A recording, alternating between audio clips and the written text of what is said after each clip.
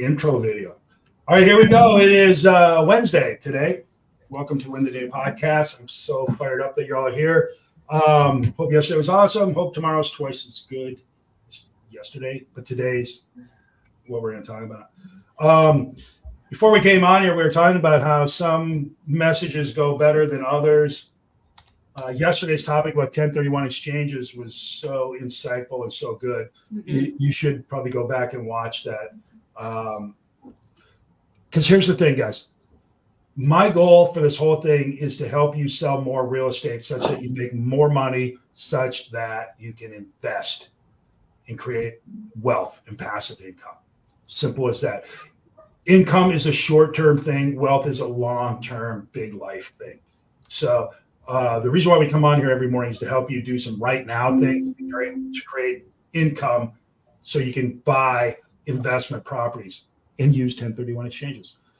So that's why we bring that on sometimes. And I know it doesn't equate or travel as well as some other things, but that's why they were on, and it was really good. But today we're going to go back to how are you going to create some income, all right? And if you look at your job, if you're a real estate salesperson, your job at its core, at its very core, is to simply talk to people about their plans for real estate. Don't fool yourself into being the economist. Don't fool yourself into being the community whatever. Those are things you can do and should do, but your job at its core is to simply talk to people about their plans for real estate over the next 12 months. Yeah. This story. So if you're wondering about what you should do on a daily, what you should really do is talk to people about their plans for real estate. And on the back side of that coin is make sure they know who you are.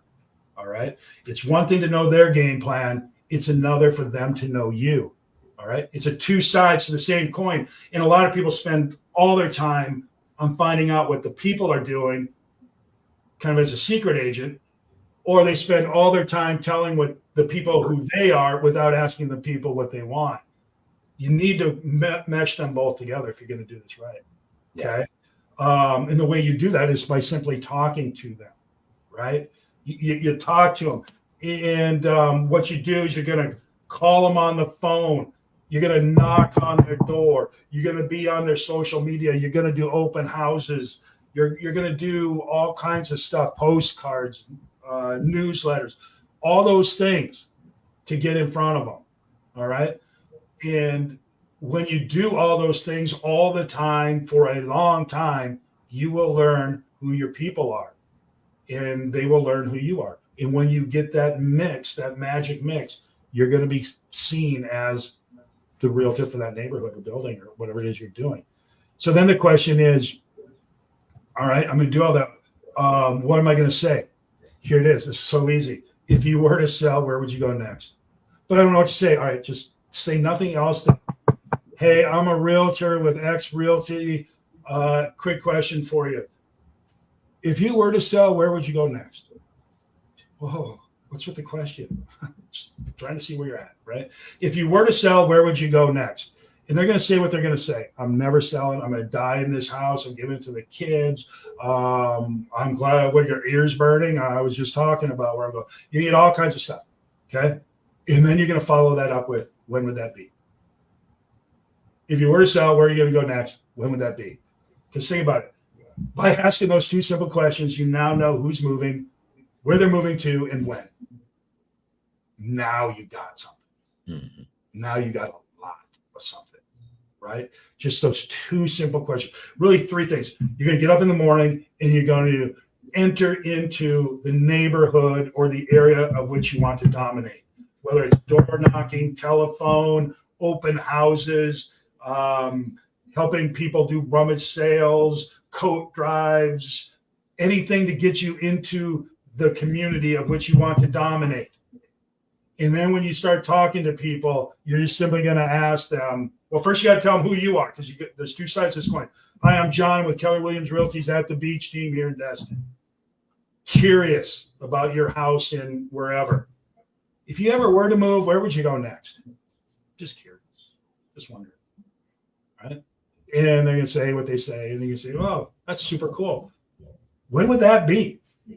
And then you're going to write it down. Hold on one second. Oh, yeah. So, right. That's the way it works. Right. And the better you get at that, the better it's going to be. And if you're writing a postcard, hi, I'm blank with blank realty. I see you own a house in whatever neighborhood. Curious, if you were to sell, where would you go next? When would that be? Would you like a free value analysis? Would you like a free this, or would you like that? Or I'm swinging by to grab coats for a coat drive. When would be a good time? Anything, right? That's what you do. You do it over and over and over, and you get to know people. And then eventually get to the point, last time we spoke, you said you were going to move to blank at this period of time. Is that still the case? That's called lead follow-up, right? And you say, oh, funny story. Joe just got promoted. We're moving sooner. Well, and we need a bigger house, more expensive, and we need to sell this one. I'm glad you called. That's the way it works. The way it doesn't work is when you come to the office, get your coffee, talk to everybody, figure out what's going on, maybe get some politics going. Next thing you know, let's go get some lunch, right? Then lunch is over. It's like, oh, yeah, I got to get the kids, pick up this, that. You know what? We're going to crush it tomorrow. Does that sound like anybody's life? Mm-hmm. Right? Got to get out of that. Get up, get to the office, get on a call like this, get your mind dialed in, and then get into your community, however you're getting into your community, and have those conversations. Mark, what do you got on that? Yeah, I heard it said that the weakest ink is better than the strongest memory. And what a lot of people miss out is taking the notes, because the fortune's in the follow-up. You have the conversations, and it's a data base. It's a base where you have data. So you're taking the notes of where would they move? When would they move? What's the next life event? You don't remember it, right? No, you can't. And so put it in the ones and zeros in your database. I mean, it's better. I mean, if your best tool, and the best tool is the one you'll use, is a notebook, fine. It's not efficient. Get it somewhere in a cloud where it can't be erased, and keep that data and always be adding those conversations. Because that's the thing that I see so many agents. They'll have the conversations, but they'll not write anything down. They won't have a strategic plan to follow up. And it's like the movie 100 First Dates. They're just constantly going on 100 first dates, and they burn out because they never go deep in those relationships. It's really not hard. It's about the consistency and having those simple conversations. Destiny, you've been doing this. You're actually doing it, I think. Is that fair to say? Yep, fair to say. How's it going for you? It's going great. One of the things I'm doing now is kind of scrubbing my database. When I first started, it was get those numbers in, add those people. But now I'm finding where they quality leads. So I'm skimming the fat and having that conversation, just like you said, with people, what are your plans for real estate in the next 12 months? And that way I can tag them, and I know for sure, okay, these are people that are actually decent leads versus people that were just humoring me on the phone and telling me I could keep in touch. So that's what I'm working on. Love it. So you wonder how you're going to do it. Here's just a list I ticked off the top of my head. Phone calls, right? Hi, Joe. This is John. Keller Williams Realty's at the beach. Just want to give you a quick call about your house and wherever. Curious, if you were to sell, where are you going to go next? Oh, when I retire, I'm moving south. Oh, awesome. When would that be? Boom. Mm-hmm. Right? Door knocking, same thing. Hey, Mrs. Owner, John, Keller Williams Realty's at the beach team. All right, great. Hey, I'm just talking to some of the owners here in the neighborhood. Curious, if you ever did move, where would you go next? Oh, that's interesting. Oh, man, that's really neat. When would that be? Boom. Right? Simple as that. Open house. Hey, come on in. Here, sign up. Make sure we can get you what you need and whatever. You have any questions, blah, blah, blah. Curious, do you live in the neighborhood? It goes on the buy side too, guys. Hey, if you ever were to buy, where would you buy? Mm-hmm. Oh, cool. When would that be? Same thing. Feel me on this? Yeah. Newsletter, right? You put it out. Have a call to action, CTA, call to action. If you're moving, send me a note, right? And then they get a thing saying, are you a buyer or a seller? Where are you buying or selling? When would that be? Is it a house, condo, land, commercial, whatever? Call to action. Hit enter. Postcards, same thing. Call to action. Social media, call to action. Run a sale. Talking to people. Something, anything. Julie, you on board with that, pie lady? Yes. So one of the things I would say, John, you said at the beginning, when you call or when you knock on the door, the first thing you do is say, John Moran. So you want to identify who you are. The thing is they're not going to remember it the first time they meet you or the first time they hear from you. But when they are being constantly bombarded with realtor names and people saying, pick me, pick me, pick me, the only thing that is going to stand out, everyone thinks that they're going to strike gold and get people on their first call or their first open house. And that does happen. But the reality is they have to get the understanding and know that you're going to continually follow up and serve. They have to understand that you're honest and that you're going to get after it. My first year in the business, I closed 48 transactions. It wasn't because I had all the information. It wasn't because I was smart. It wasn't because I had all the answers. It was because I had the mindset of, I'm going to chase it down. I'll get that answer for you. Followed up and followed up. And that's why people want someone who's motivated, that they trust, because they figure, I don't necessarily care that she doesn't have all the answers. I care that she is honest and is going to chase it down for me. They want someone who's going to work hard for them. So let's talk about this for a quick minute. Absolutely agree 100%, 1000%. Consistency is going to be your friend here, people. If they start to, it's like must-see TV or whatever gets released. If you knock every 90 days, or if you call every 90 days, if your newsletter goes out every Friday at 10, whatever the case may be, people start to look for it. And that's when you win. When they start to respect your communication and certain things in it, that's when you win, because that's when they know you. They look for opportunities to keep a promise. So there you go. Look for opportunities to keep a promise. Oh, that is good. Yeah. Write that down. Because if they say, and it doesn't matter, sometimes they're asking you a question to just get you off their scent. And like in an open house, how old is the AC? Whatever the thing is. Is that important to you? I don't know. Is that important to you? And then you follow up, no matter how small the thing is. Whatever you promise to do, follow up. And then you say, hey, this is Julie Morris, Home Smart Scottsdale. I just wanted to follow up, but I want to keep my promise. I told you I was going to follow up, and I've got that answer for you. Because what you're doing is you're reminding them that they asked you for something, and you are delivering on that promise. Love it. I like that. It's so good. It's like the old writing. Tell them what you're going to tell them, and then tell them that you told them. Yeah. Follow up. Get that little, what is the next step?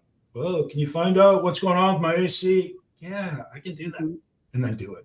Oh my God. If you do those little things, they remember. They might not even remember that they remember, but they remember. Well, and I think that there's an aspect there is if you're leaning in and you're keeping promises, there is the law of reciprocity. They feel like they have to use you because you've been serving them. Now, there's a few schmucks out there that will use you up and go elsewhere. Yeah, for sure. But the vast majority will go, you know what? You've kept your promises to me. You have hustled. You have served me. I want to use you. And if you make it a habit of following up and following through, and you just do it because that's what you do. So the other little trick that I have, if it's a face-to-face, obviously if it's a phone call, they have your telephone number and in their caller ID. But anything face-to-face, I always try to give people something with my name on it. And I don't mean a flyer.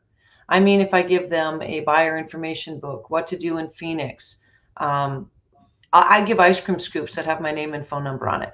I always have something there that I want them to keep, not because they're dedicated to me or they're going to be loyal, something that they're going to want.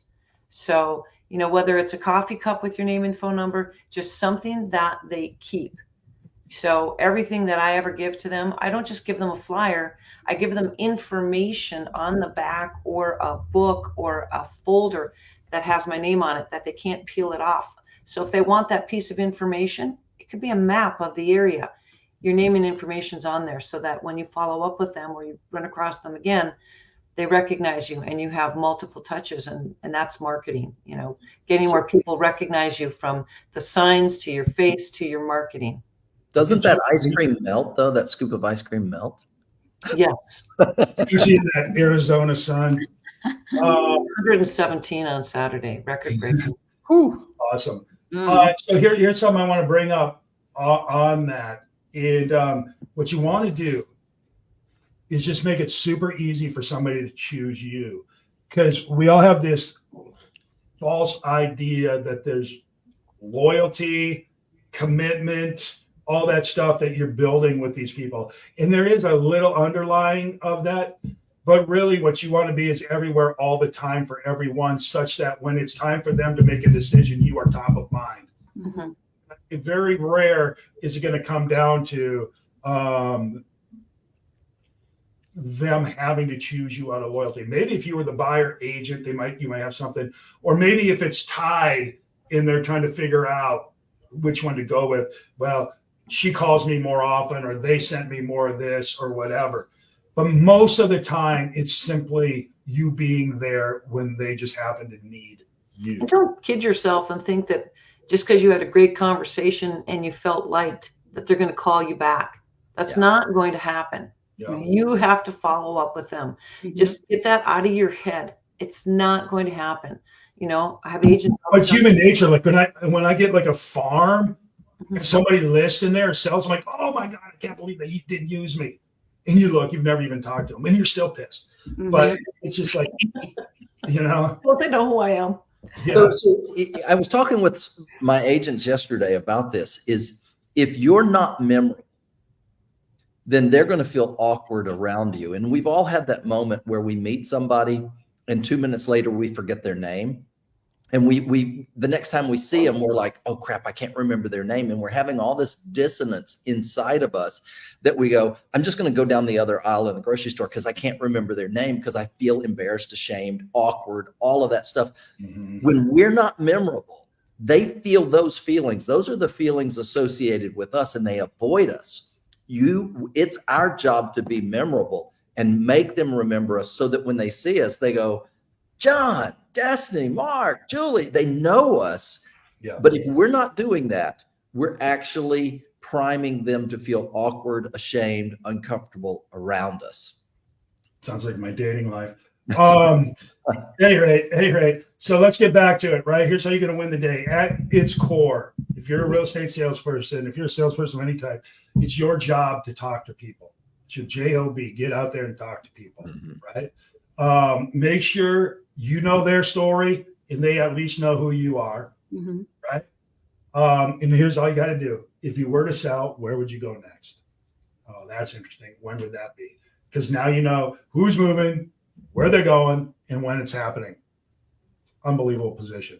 The way you're going to do it is through phone calls, door knocking, open houses, newsletters, postcards, social media, rummage sales, something, anything. You might be the wind thing that stands on the corner doing that weird thing, right? What if that's your thing? Awesome. Be that guy. But Amanda, look at Amanda's point. Amanda makes a great point. Did she say something how cool I am? Yes. Let's see. Let me find Amanda's point. Please hold. 3 deals. This point? Yes. And the previous point, she says, listen and learn. Learn what's important. Listen and learn, because people are sometimes shocked. Yes, they are shocked when you remember things about them. And they're even more shocked, and as weird as this seems, that you care about them. If people feel cared for and served, they're going to remember you. And to Mark's point, when you see people, regardless of how well I think someone should know me, I'll walk up to them and say, I don't know if you remember me. My name is Julie Morris. We met at, or I'll make some sort of connection, blah, blah, blah. And I'll just always, instead of having that awkward, and if I don't remember their name, I'll do the same thing. Hi, my name is Julie Morris. We met at such and such. I don't know if you remember me. And then stick your hand out and hope that they tell you their name if you can't remember. And if they don't, just say, I'm sorry, I forgot your name, or, we met here. Give them a context of how you know them so they connect the dots. Take your ego out of it, man, because people are awkward. Just say, refresh me on your name. I've been here my wife forever, and it's still, we got a lot of awkward moments. Of course, look what you're dealing with, but John, I think it's also good to remember, even after the transaction is finished, to still keep in touch and follow up so that they come back to you and refer to you. It's important to call and check on them in their homes that you've helped them buy and keep in touch with them. With that in mind, I would go back to make a promise and keep it. Mhm. Julie's little wisdom there. Look for opportunities to keep a promise. All right, so here's a promise to y'all. Let's go to work. You'll get more done doing work than you will talking about it. So wait, I got one more comment. Yes, Julie, I put notes under the contacts about children's names and their passions. Love it. Try to get birthdays. Send Birthdays. birthday cards. Cool. Yep. So let's go to work. We can talk about it all day long, but at some point you got to go do it. So let's go do it. I promise you'll do great today. I'm fired up for you. All right. See y'all tomorrow. Bye-bye. Bye, guys. Bye.